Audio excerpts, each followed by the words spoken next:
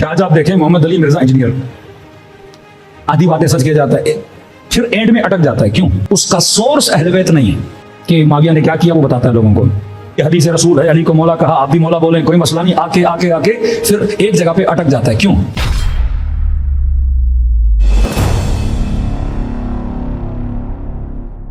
السلام علیکم، میرا نام ہے رانا ارباب اور آپ دیکھ رہے ہیں ریبٹل یوٹیوب چینل. آج کی ویڈیو میں ہم بات کریں گے مولانا سید عارف حسین کاظمی صاحب ہیں. انہوں نے انجینئر صاحب کے بارے میں بات کرتے ہوئے یہ کہا ہے کہ انجینئر صاحب جو ہیں وہ اہل بیت کا دفاع بھی کرتے ہیں، مولا علی کی شان بھی بیان کرتے ہیں. کافی ایسی چیزیں جو کہ اہل بیت کے حق میں جاتی ہیں وہ چیزیں لوگوں کے سامنے واضح کرتے ہیں، لیکن وہ ایک جگہ پہ آ کے اٹک جاتے ہیں. مطلب ان کا کہنے کا کہ وہ آدھا سچ بیان کرتے ہیں. وہ کہتے ہیں کہ انجینئر صاحب جو ہیں وہ صحیح مسلم سے بخاری سے زیادہ حوالہ جات پیش کرتے ہیں. ان سے کافی ساری چیزیں ایسے ہیں، مسائل ایسے ہیں اور کئی ساری چیزیں جو ثابت کرنے کی کوشش کرتے ہیں وہ انہی دو کتابوں سے لیتے ہیں. تو اس حوالے سے مولانا صاحب نے کہا ہے کہ انجینئر صاحب جو ہیں وہ دھوکہ کھا جاتے ہیں. اور اس کے علاوہ مولانا صاحب نے کیا کہا ہے، چلیے ان کی ویڈیو دیکھتے ہیں، اس کے بعد بات کرتے ہیں. کہ آج آپ دیکھیں محمد علی مرزا انجینئر آدھی باتیں سچ کیا جاتا ہے پھر اینڈ میں اٹک جاتا ہے. کیوں؟ اس کا سورس اہل بیت نہیں ہے. ٹھیک ہے، آدھی باتیں اس کی کتاب میں جو آ گئیں جو اس کی عقل سے ٹکرائیں اس نے ساری بیان کی کہ معاویہ نے کیا کیا وہ بتاتا ہے لوگوں کو. یہ بھی غلط کیا، یہاں پر بھی باطل تھا، یہاں پر بھی علی اکبر تھے، یہاں پر بھی علی اکبر تھے، یہاں پر بھی علی اکبر تھے. یہ حدیث رسول ہے، علی کو مولا کہا، آپ بھی مولا بولیں کوئی مسئلہ نہیں. آکے آکے آکے پھر ایک جگہ پہ اٹک جاتا ہے. کیوں؟ کیونکہ سورس اس کا یہی مسلم اور بخاری ہے. مسلم اور بخاری میں یہ حدیثیں بکثرت کے ساتھ نقل ہیں کہ آپ حاکم کے خلاف قیام نہیں کر سکتے. کہ میں نے کل کافی ریفرنس آپ کو دیے، موٹی موٹی باتیں. پہلے یہ تھا کہ حاکم کو برا نہیں کہہ سکتے، آپ دل میں اس کے لیے شکایت رکھو لیکن زبان سے اظہار نہیں کر سکتے کہ جناب آپ شراب پیتے ہو، آپ بے نمازی ہو، آپ فسق و فجور کیوں کرتے ہو. نہیں، پہلا ورژن یہ تھا. پھر اپڈیٹ ہوا ان کا سافٹ ویئر. پہلے کہا کہ حاکم کو برا نہیں کر سکتے، پھر کہا کہ جو حاکم کو برا کہے گا اللہ اسے قیامت میں رسوا کرے گا.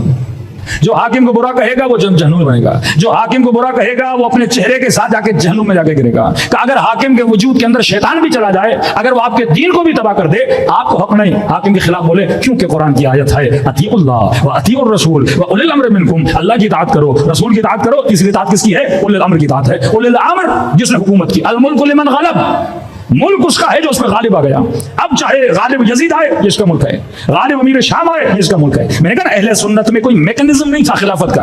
پہلی خلافت سقیفہ میں بنی، دوسرے خلیفے کو پہلے نے بنایا، تیسرے خلیفے کے لیے شورا بنی، چوتھے خلیفے معاویہ ابن ابی سفیان تلوار کے زور پہ خلیفہ بنے، پانچویں خلیفے نے باپ نے بیٹے کو بنا دیا، چھٹے کو باپ نے بیٹے کو بنا دیا. یعنی آپ پورا جاتے ہو. کوئی میکنزم پاکستان میں الیکشن ہوں گے ایک میکنزم بنا ہوا ہے نا، بنا ہوا ہے، عمل نہیں ہوتا. حاکم کے لیے ایک توہین کا جملہ بھی نہیں بول سکتے. اگر بولو گے تو ان روایات کی روشنی میں آپ کیا بن جاتے ہو؟ جہنمی بن جاتے ہو. اور اپڈیٹ کیا سسٹم کو، تیسرا ورژن. کیونکہ امت جب پہلے پہ خاموش رہی ایک قدم اور آگے بڑھے، جہنمی بنا دیا. امت جب دوسرے قدم پہ خاموش رہی تو تیسرے قدم پر آئے. کہ رسول خدا نے فرمایا ہے جو جماعت سے جدا ہو جائے، امت بیعت کر لے اور ایک بندہ مخالفت کرے تو اس کا قتل بھی جائز ہے، چاہے وہ کوئی بھی کیوں نہ ہو. اب سوچو کہ جب سیدہ دروازے کے پیچھے تھی، یہ جملے ہیں ہماری تاریخ میں، ان کے نہیں ہے تو نہیں ہے. کہا کہ مجھے نہیں پہچانتے میں کون ہوں، مصطفیٰ کی بیٹی ہوں، اس گھر میں حسنین رہتے ہیں. اس نے کہا فاطمہ ہو تو کیا، حسنین ہیں تو کیا. وہی نظریہ اگر مقابلے میں آئے تو چاہے کوئی بھی ہو اس کا قتل کیا ہو جاتا ہے؟ جائز ہو جاتا ہے. پہلے کہا قتل جائز ہے، پھر قتل کر کے دکھایا. واقع حرہ 70 کے قریب اصحاب، 700 کے قریب قاریان قرآن 3 دن مدینے کو حلال کیا. تو میں کہتا ہوں نا جب ماخذ اور منبع اہل بیت نہ ہو تو لوگ گمراہ ہو جاتے ہیں. آج آپ کا مسلمان بھائی وہ بیچارہ کیا کرے؟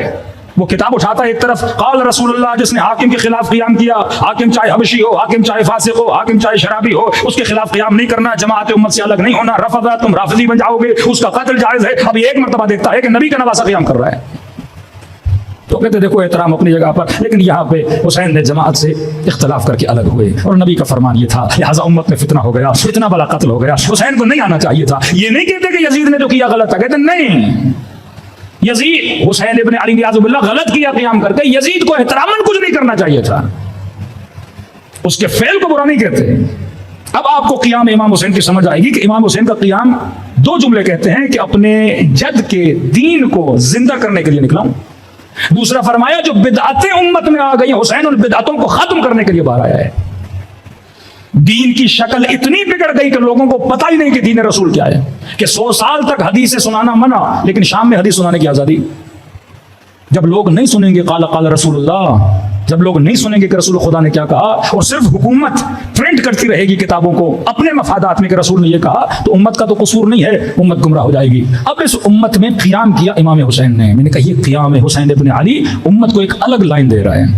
اسلام میں 2 اسلامی ورژن بنے ہیں، ایک وہ ورژن جس پہ اہل بیت چلے، ایک وہ ورژن جس پہ پوری امت چلی۔ امت ہمیشہ حکمرانوں کے دین پر تھی، اہل بیت ہمیشہ حکمرانوں کے مقابلے میں کھڑے رہے، اپنی سیرت سے بتایا کہ اگر حاکم فاجر ہو میرے نانا نہیں کہہ سکتے کہ تم اس کے لیے کچھ بھی نہیں کہہ سکتے۔ لیکن اب ایک چھوٹا سا سوال ہے، ہم کس حد تک حاکم کی مخالفت میں جا سکتے ہیں؟ کوئی اہل بیت نے میکینزم بنایا کہ آپ کو پتا چلا آپ کا حاکم شراب پیتا ہے تو اس کا مطلب یہ تو نہیں بندہ تلوار لے کے باہر نکلے۔ اصلاً حاکم کے خلاف نہ بولنا صحیح ہے یا حاکم کے خلاف بولنا صحیح ہے؟ بولوں تو کس حد تک بولوں، خاموش رہوں تو کس حد تک خاموش رہوں؟ اہل بیت نے پہلے حکمرانوں کو سمجھایا، نصیحت کی۔ امیر المومنین کے خطوط پڑھیے جو امیر شام کو لکھے ہیں، یہ نہج البلاغہ خط ہے امیر نصیحت سے بھرے ہوئے خط امیر شام کو، پھر وہ علی کو جواب دیتا ہے، پھر مولا علی اسے جواب دیتے ہیں۔ امام رضا نے حاکم کو قتل نہیں کیا، سمجھایا۔ چھٹے امام نے حکما کو سمجھایا۔ امام حسین مقابلے میں تب آتے ہیں جب ایک شخصیت نمونے فسق بن جائے۔ امیر شام بھی تھا پر علی اعلان وہ کام نہیں کرتا تھا جو یزید نے کیا۔ دوسری خلافتیں بھی گزری لیکن علی اعلان وہ کام نہیں ہوتے تھے، نصیحت کر دیتے تھے بھائی یہ نہ کرو۔ لیکن یزید مجسمہ فسق بن گیا، علی اعلان کہنے لگا کہ نہ کوئی وحی آئی نہ کوئی ملائکہ آئے، یہ وہ ڈھونگ تھا جو بنو ہاشم نے رچا۔ اور اسی کو امپلیمنٹ کرنے کے لیے بعض بچوں کو یہ سوچنا چاہیے کہ یزید کا مسئلہ تھا مولا حسین، تو چلو یزید اگر تم نے امام حسین کو شہید کر دیا خاتمہ ہو گیا نا، ختم کرو بات کو۔ لیکن یہ یزید نے کیوں کیا کہ سروں کو کاٹا، لاشوں پہ گھوڑے دوڑائے، بچیوں کو قیدی کیا، تماچے مروائے، شرابیوں کے بازار میں لایا، بازاروں کو سجایا؟ کیا اتنا مینٹل تھا کہ اسے نہیں پتا کہ اہل کوفہ میرے بارے میں کیا سوچیں گے؟ میں ایسا کام کیوں کر رہا ہوں جس سے میرے خلاف پروپیگنڈا ہو، کہ آنے والی نسلیں بولیں کہ یزید نے آل رسول کے ساتھ۔ اگر صرف قتل امام حسین تک یزید رہتا تو شاید اس کا بچا ہو جاتا، لیکن امام حسین کو شہید کرنے کے بعد یہ آرڈر دیا جائے کہ اب گھوڑے بھی دوڑاؤ، یہ آرڈر دیا جائے کہ کٹے ہوئے سروں کو بازاروں میں گھماؤ، یہ آرڈر دیا جائے کہ علی کی بیٹی کے ہاتھوں میں رسیاں باندھو، یہ آرڈر دیا جائے کہ بازاروں کو سجاؤ، ڈھول بجانے والے آئے۔ یہ سارے کام یزید کیوں کر رہا تھا؟ کیونکہ یزید کا مسئلہ امام حسین نہیں تھا، یزید کا مسئلہ تھا اللہ، یزید کا مسئلہ تھا رسول خدا۔ اب کیا لوگوں کے ذہنوں میں لانا چاہتا تھا؟ یہ جو کہتے ہیں نا لا وحی نزل، نہ کوئی وحی آئی نہ کوئی ملائکہ آئے، یہ وہ ڈھونگ تھا جو بنو ہاشم نے رچا۔ اس کے اندر غصہ تھا کیونکہ بنو امیہ کے سارے دین کو رسول نے ختم کر دیا تھا۔ بیسکس ان کا پلان یہ تھا کہ ہم مسلمانوں کے دین کو کیا کر دیں، اتنی تحریف دین اسلام میں لائیں کہ کوئی مسلمان باقی۔ اب مسلمان کب مسلمان باقی نہیں رہے گا؟